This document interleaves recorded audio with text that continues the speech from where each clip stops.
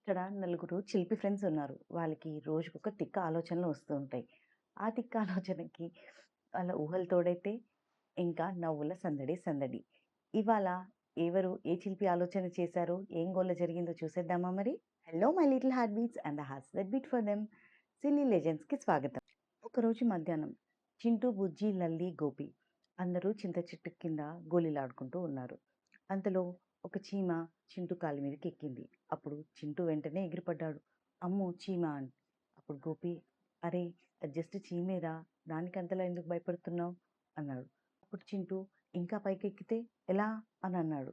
అప్పుడు బుజ్జి, చీమ చెవి దగ్గరికి ఎక్కిందంటే అది నేరుగా మెదడు దగ్గరికి వెళ్తుంది అన్నాడు. అంతలో మన లల్లి తెల్లమొహం వేసింది. అమ్మో! ఎందుకు అడిగింది. అప్పుడు బుజ్జి, అది మన హోంవర్క్ తినడానికెళ్తుంది అన్నాడు.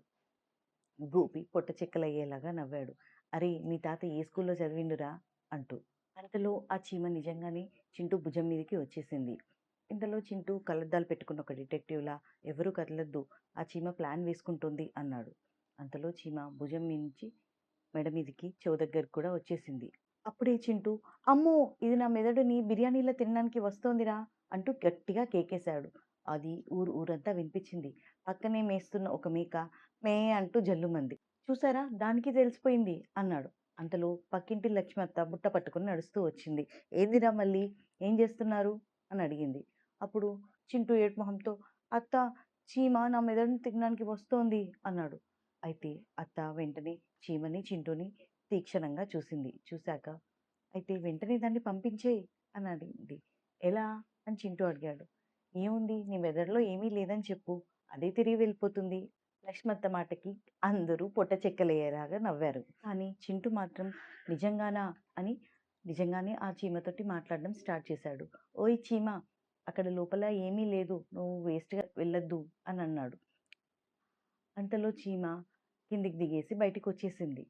అప్పుడు చింటూ ఆశ్చర్యపోయాడు. చూసావా, నాకు తెలుగొచ్చని చీమకి అర్థమైపోయింది అన్నాడు. ఇంతలోనే బుజ్జి ఇంకో 3 చీమలు రావడం చూశాడు. ఒరేయ్ పిలిచాడు. ఏంట్రా అని చింటూ అడిగాడు. చూసావా, దీని రివ్యూ చూసి ఇంకొన్ని చీమలొస్తున్నట్టున్నాయిరా అని అన్నాడు. ఇప్పుడు లల్లి గబగబా తన 2 చెవులు మూసుకుంది. అమ్మో! నా చెవులోకి వస్తే ఎలా అని.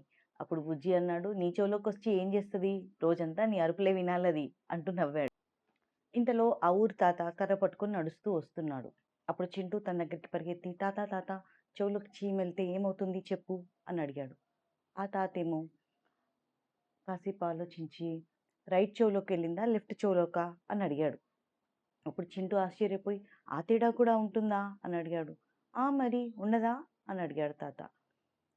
రైట్ చెవులోకెళ్తే ఏమో రైట్ సైడ్ తిరుగుతావు, లెఫ్ట్ చెవులోకెళ్తే ఏమో లెఫ్ట్ సైడ్ తిరుగుతావు అన్నాడు. అని చింటూకి ఇంకో డౌట్ వచ్చింది. మరి 2 చెవుల్లోకి చీమెళ్తే ఎలా అని. అప్పుడు తాత అన్నాడు, అప్పుడు నువ్వు గుండ్రంగా తిరుగుతావు అన్నాడు. అందరూ కింద దొర్లుతూ నవ్వుకున్నారు. ఇంతలో పక్కింటి లక్ష్మత్త బిందెతో నడుస్తూ వస్తోంది. ఇంకా పిల్లలు అలాగే ఉండడం చూసి, అరే! మీ మీటింగ్ ఇంకా ఒడవలేదా అనంది. అప్పుడు తాత, చెవిలోకి చీమ పోతుందట అని అన్నాడు. అప్పుడు లక్ష్మత్తకి ఒక ఐడియా వచ్చింది. అయితే చెవి పక్కకు బెల్లం ముక్క పెట్టండ్రా అంది. అప్పుడు చింటూకి డౌట్ వచ్చింది. ఎందుకత్తా అని అడిగాడు. చీమ లోపలికి వెళ్ళినా కూడా బెల్లం వాసనకి, తీపి వాసనకి బయటకొచ్చేస్తుంది కదా అంది. అప్పుడు చింటూకి ఐడియా నచ్చి, అమ్మా బెల్లం ముక్క తేవే అన్నాడు. అప్పుడు అమ్మేమో, ఇంట్లో బెల్లం లేదు, చక్కెర ఓకేనా అంది. లక్ష్మత్తేమో, చీమకి డయాబెటిస్ లేకపోతే చక్కెరైనా తింటుందిలే అంది. ఇంతలో నాన్న వచ్చి పరిస్థితి చూశాడు. ఇంకా చీమ చుట్టే తిరుగుతున్నారు అని చెప్పేసి. అప్పుడు చింటూ వచ్చి, నాన్న, బెల్లం పెడితే చీమ బయటకొచ్చేస్తుందట అని అన్నాడు. అరే! బెల్లం ఎందుకురా, అసలు ఇంతకీ టికెట్ తీసుకుందా అని అడిగాడు. టికెట్ ఏంటి నాన్న అని అడిగాడు చింటూ. అప్పుడు నాన్న అన్నాడు, మరి లోపలికెళ్ళాలంటే టికెట్ తీసుకోవద్దా అని అడిగాడు. అప్పుడు చింటూ మెల్లిగా చీమ దగ్గరికి వంగి, చీమ టికెట్ తీసుకున్నావా అని అడిగాడు. అప్పుడు పక్కనే ఉన్న మేక మే అంటూ అరిచింది. అరే! ఇది టికెట్ కలెక్టింగ్ ఆఫీసర్‌లా ఉంది అంటూ చింటూ నవ్వాడు. ఇంతలో వాళ్ళ అమ్మమ్మ ఒక పాత కోడిక పట్టుకొనొచ్చింది. అందరూ పక్కకి జరగండి అనంది. అప్పుడు చింటూ ఆశ్చర్యంగా, నీకు దీని మందు తెలుసా అని అడిగాడు. అరే! ఇది మందు కాదు, గిలిగింత అంటూ ఆ చెవులో ఆ కోడికని పెట్టి గిలిగింత పెడుతూ ఉంది చింటూకి. చింటూ ఏమో, అమ్మమ్మ, అమ్మమ్మ చాలమ్మమ్మ అంటూ బొర్లుతూ ఉన్నాడు. అప్పుడు ఆ చీమ కాస్త గోపి చొక్కా మీద పడిపోయింది. కానీ గోపి ఇంకా చూసుకోలేదు. పక్కనున్న బుజ్జి మాత్రం నోరు తెరిచి, అరే గోపీ అని అన్నాడు. ఏంట్రా అని గోపి అడిగాడు. ఇప్పుడు నీ టర్న్ రా అన్నాడు మన బుజ్జి. అప్పుడు మన గోపి చొక్కా మీద పడ్డ చీమ మెల్లిగా మెడ వైపుకు నడుస్తూ ఉంది. అప్పుడు బుజ్జి గమనించి, ఒరే గోపి కదలొద్దురా అన్నాడు. అప్పుడు మన గోపి ఏమో ఏంట్రా ఇంకా డ్రామాలా అన్నాడు. అప్పుడు లల్లి ఏమో వణుకుతూ అమ్మో షర్ట్ షర్ట్ అంది. అప్పుడు తను షర్ట్ మీద చూసుకున్నాడు. అమ్మో చీమ అని వెంటనే షర్ట్ ఇప్పేసి తిప్పి తిప్పి తిప్పి విసిరేశాడు.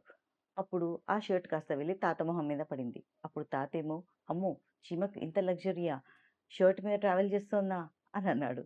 అప్పుడు చీమ నేల మీదకి చేరింది.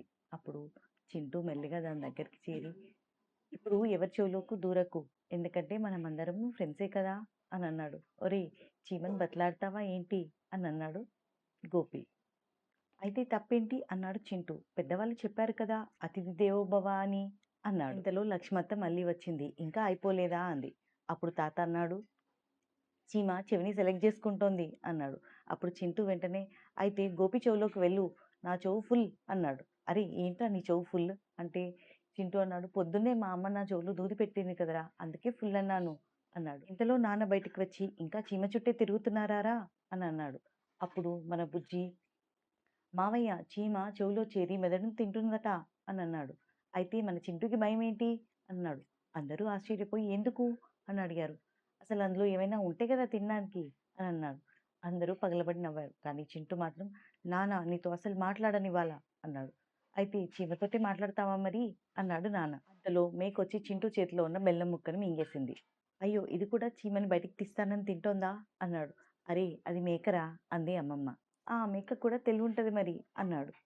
అప్పుడు అమ్మమ్మ అవునురా నీకన్నా ఎక్కువే ఉంటది అంది. అందరూ ఇంక నవ్వుతుండగానే ఆ ఊరి స్కూల్ మాస్టర్ వచ్చాడు. ఏంటి? ఏం జరిగింది? ఇంత గుంపేంటి? అని అడిగాడు. అప్పుడు గోపి సార్ చీమ చెవులో దూరుతోంది. అప్పుడు ఆ మాస్టారు చీమను చూసి అరే ఇది మా స్కూల్ చీమే ప్రతిరోజు ఫస్ట్ బెంచ్‌లో కూర్చుంటుంది అని అన్నాడు. అయితే ఇది బాగా చదువుకునే చీమనా? తెలివైన చీమనా? అన్నారు అందరూ. ఆ! చదువుతుందో లేదో నాకేం తెలీదు గానీ హోంవర్క్ మాత్రం అస్సలు చెయ్యదు అన్నాడు మాస్టర్. అంతలో ఇంక 10 చీమలు వస్తున్నాయి. తాత చూసి అయ్యో!